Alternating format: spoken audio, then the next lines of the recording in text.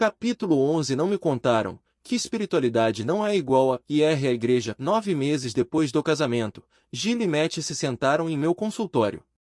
Gil começou: temos um problema e não sabemos como resolvê-lo. Então, qual é o problema? Perguntei. Matt não quer mais ir à igreja comigo. Ele diz que a igreja é chata e que se sente mais perto de Deus no campo de golfe do que lá. Então, durante todo o mês passado, ele foi para o campo de golfe enquanto eu ia à igreja. Isso não me parece correto. Nunca imaginei que isso aconteceria. Antes de nos casarmos, Matt ia à igreja comigo todo domingo. Ele sempre pareceu gostar. Discutíamos os sermões. Ele me disse que era cristão, mas como é possível ser cristão e não querer ir à igreja? Ele diz que eu estou julgando e talvez esteja. Mas estou profundamente magoado e começando a sentir que talvez tenhamos cometido um grande erro ao nos casarmos. Para Gil, a questão parecia ser ir à igreja versus não ir à igreja. Matt, porém, tinha uma perspectiva totalmente diferente sobre espiritualidade. Ele não cresceu indo à igreja. Enquanto era estudante universitário, se envolveu com uma organização cristã estudantil. Depois de vários meses frequentando as reuniões e lendo a Bíblia e outros livros cristãos, ela tinha começado a se considerar cristão. Enquanto ela e Gil namoravam, Matt ia à igreja com ela todo domingo, e ele achava interessante. Mas, agora que saíra da faculdade e trabalhava em período integral 174265, passou a achar os cultos muito previsíveis e os sermões não muito úteis. Ele de fato se sentia mais perto de Deus no campo de golfe do que na igreja. E não conseguia entender por que frequentar os cultos era um problema tão grande para Gil. Gil, por sua vez, estava arrasada. Ir à igreja com outros cristãos era um dos pilares de sua fé. Era impensável que um bom cristão não quisesse ir à igreja. O que vamos fazer quando tivermos filhos? Ela perguntou. Não consigo suportar a ideia de meus filhos não irem à igreja. Eu conseguia ver que Matt estava ficando contrariado. Gil, nós não temos filhos, ele argumentou. Podemos atravessar essa ponte quando chegarmos lá. Matt e Gil foram um dos muitos casais que se sentaram em meu consultório ao longo dos anos e compartilharam seus conflitos sobre crenças religiosas.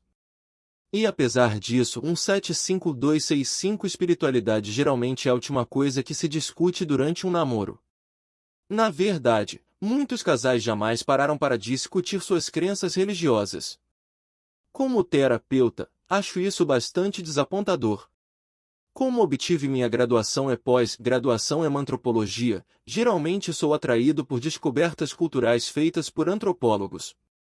Uma dessas descobertas é que o homem é incuravelmente religioso. Não há cultura que não tenha desenvolvido um sistema de crenças sobre o mundo não material, da veneração romana aos deuses míticos à crença em espíritos malignos encontradas em tribos indígenas. O homem acredita que existe mais do que nossos olhos podem ver. A segunda descoberta dos antropólogos é que essas crenças religiosas influenciam muito o comportamento daqueles que nelas acreditam. Isso é verdadeiro tanto no que se costuma chamar de religiões primitivas quanto em religiões mais avançadas como 76265, judaísmo, cristianismo, budismo, hinduísmo ou islamismo. Nossa visão de espiritualidade influencia em grande parte nosso modo de viver. Por essa razão, quando casais estão pensando em casamento, a religião precisa estar perto do topo da lista de problemas a serem discutidos. A questão é: nossas crenças espirituais são compatíveis, ou estamos marchando sob a batida do mesmo baterista? Poucas coisas têm mais potencial para causar conflito conjugal do que visões espirituais divergentes. É por isso que a maioria das religiões do mundo encoraja seus fiéis a se casar com pessoas da mesma tradição religiosa. Na fé cristã, a Escritura adverte: não se ponham em julgo desigual com descrentes. Pois o que tem em comum a justiça e a maldade? Ou que comunhão pode ter a luz com as trevas? Que harmonia entre Cristo e Belial? Que há de comum entre o crente e o descrente? Que acordo há entre 177265, o templo de Deus e os ídolos? Pois somos santuário do Deus vivo. Como disse Deus: e estarei com eles e entre eles andarei, serei o seu Deus, e eles serão o meu povo. 16 ESSAS são questões convincentes e o casal sensato não vai evitá-las. O que você pensa sobre Deus? Assim, quais são os pontos que precisam ser analisados? Primeiro, há o conceito de Deus década pessoa. A escritura hebraica começa com estas palavras: no princípio Deus criou os céus e a terra. 17 Depois de alguns parágrafos, lemos: criou Deus o homem à sua imagem, a imagem de Deus o criou, homem e mulher os criou. 18 Essas palavras devem ser tomadas literalmente? Existe um Criador transcendente, poderoso, que não só criou o universo, mas fez o homem à sua imagem? Ou isso simplesmente deve ser interpretado como mitologia hebraica? A resposta de vocês a essas questões terá um impacto 178-265 profundo na autopercepção e na maneira de viver década 1.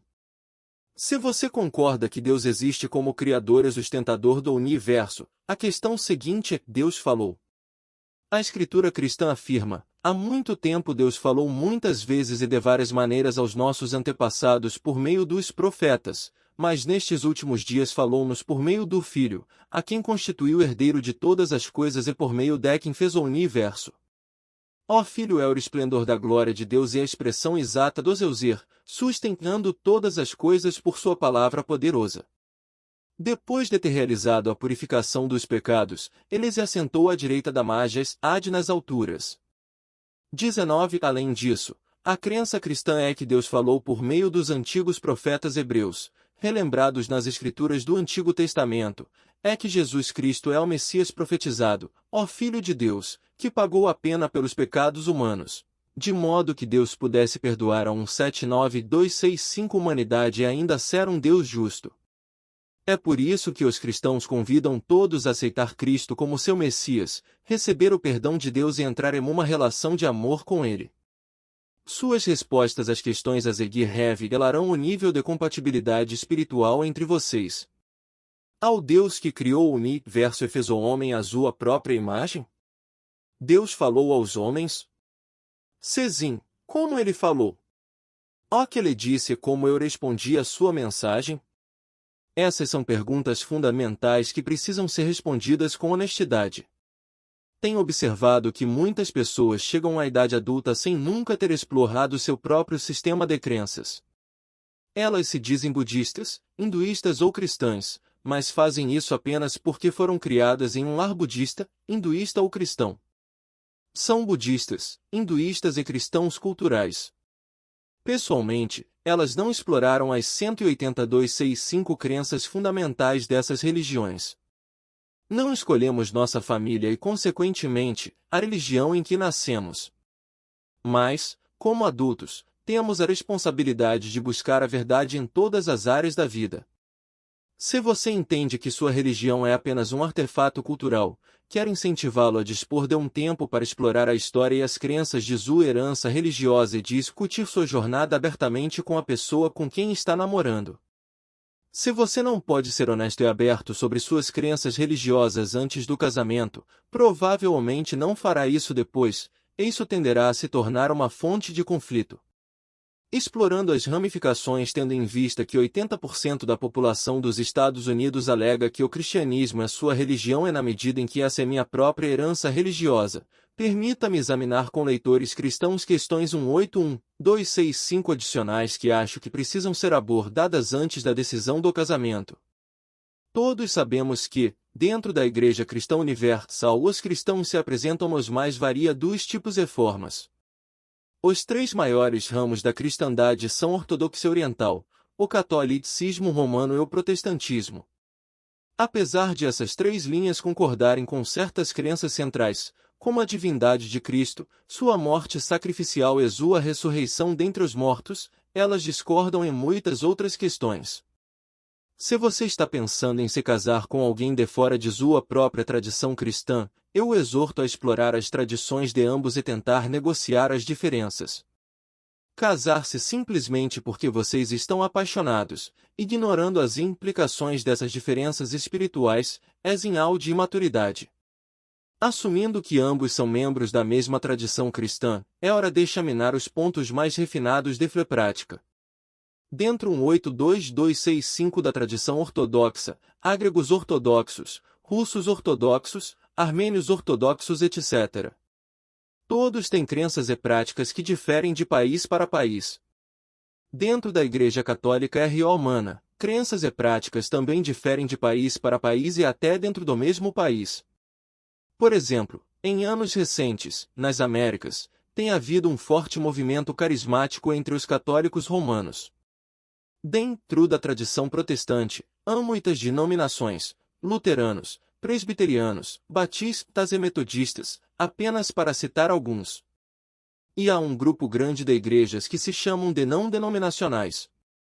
Há uma ampla diversidade de crenças e práticas entre esses diversos grupos protestantes. Essas diferenças precisam ser avaliadas em profundidade se vocês estão pensando em casamento. Que tipo de cristão? 183265 até aqui, tenho falado sobre diferenças teológicas de fé prática, mas agora permita-me entrar no lado pessoal. Reconhecemos que há diferentes níveis de comprometimento entre os cristãos. Por exemplo, algumas pessoas que se autodenominam cristãs vão à igreja apenas nos feriados de Páscoa e Natal. Em outras ocasiões, sua religião tende a influenciá-las bem pouco. Porém, há muitos que frequentam a igreja com regularidade. Para alguns, é o evento semanal que dura de 1 a 3 horas, dependendo do formato do culto. Outros, por sua vez, estão envolvidos não só nos cultos comunitários, como em pequenos grupos de estudo bíblico, sendo que ambos oferecem apoio espiritual e tentam descobrir como aplicar os ensinamentos da Escritura Azul à vida em particular. Essas pessoas vivem em comunhão profunda e têm muita proximidade com os que frequentam o grupo. Elas estão dispostas a se sacrificar pelos outros. Importam-se 184265 suficiente para serem honestas entre si. É comum tentarem servir a comunidade de maneira prática. Muitos desses cristãos também têm um momento diário de devoção, no qual conscientemente leem a Escritura com atenção, a fim de ouvir a voz de Deus. Eles respondem a Deus com perguntas honestas, louvor, agradecimento ou pedidos de ajuda. Essas pessoas veem o cristianismo como uma relação pessoal de amor com Cristo. Esse momento de quietude em diário é a arte mais importante de seu dia. Assim, torna-se muito importante descobrir que tipo de cristão você está namorando. Qual é o nível de comprometimento e envolvimento na comunidade cristã? Quão importante é a fé para a pessoa com quem você pretende se casar? Que tipo de impacto isso tem na vida de vocês? Dever e ser óbvio que um cristão de Páscoa e Natal é muito diferente de um cristão de um momento de quietude diário. 185265 Lembro-me de uma jovem mulher que me disse, namoro Andrew há 3 anos. Quando começamos a sair, ele me disse que era cristão. Temos muitos interesses comuns e vivemos muitos momentos maravilhosos juntos. Mas cheguei à conclusão de que não estamos no mesmo compasso no que tange a espiritualidade. Para ele, cristianismo é uma religião, algo que se faz aos domingos, mas com pouca relevância na maneira de tomar decisões ou de viver. Para mim, o cristianismo é minha vida. Nada é mais importante para mim do que dedicar minha vida a servir a Cristo. Percebo que não temos a base espiritual sobre a qual construir um casamento cristão. Assim, estou terminando nosso namoro. Considero essa jovem mulher extremamente madura. Se depois de 3 anos ela viu pouco movimento espiritual da parte dele para se tornar envolvido de fato num relacionamento com Deus, pensar que ele mudaria 186265 depois do casamento seria ingênuo. 3 anos depois ela se casou com um jovem que tinha um nível semelhante de comprometimento com a fé cristã, e os dois estão construindo um verdadeiro casamento cristão. Para muitos casais de namorados, a espiritualidade é o tópico inexplorado. Eles assumem, de forma ingênua, que essa área da vida vai funcionar por conta própria depois do casamento. Outros que discutem abertamente questões de espiritualidade em geral ignoram os sinais de alerta. Estão tão apaixonados um pelo outro, gostam tanto de estar juntos e são capazes de ver a si mesmos fazendo outro feliz pelo resto da vida que então fecham os olhos para diferenças enormes em suas visões de espiritualidade. Gil e Matt, o casal que conhecemos no começo deste capítulo, finalmente descobri a intimidade espiritual. Depois de várias sessões de aconselhamento nas quais os ajudei a ouvir o coração um do outro e a 187-265 tentar entender como essa questão era importante para cada um, os dois foram capazes de aceitar as preocupações mútuas e se tornaram amigos em vez de inimigos. Uma vez que eles saíram da animosidade para um relacionamento amistoso, no qual duas pessoas tentam se entender e resolver um conflito em vez de ganhar uma briga, a solução se tornou relativamente fácil. Matt concordou em abandonar o golfe das manhãs de domingo e começou a ir à igreja com Gil. Ela concordou em procurar uma igreja que ele considerasse mais envolvente. Eles encontraram essa igreja e juntos, estão bastante envolvidos não só em frequentá-la, mas também começaram a dar aulas para crianças do 5º ano uma vez por semana. Por acaso, eles agora têm um filho de 3 anos. Ambos concordam que foi muito satisfatório terem conseguido encontrar o meio termo de sua jornada espiritual antes do filho nascer. 188-265 Crenças religiosas geralmente são acompanhadas de emoções fortes e convicções bastante arraigadas.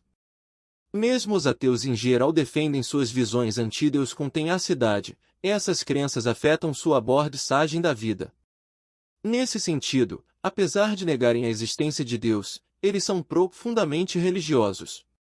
Como nossas crenças religiosas afetam toda a existência, é muito importante explorarmos a base da compatibilidade espiritual antes de assumir o compromisso do casamento.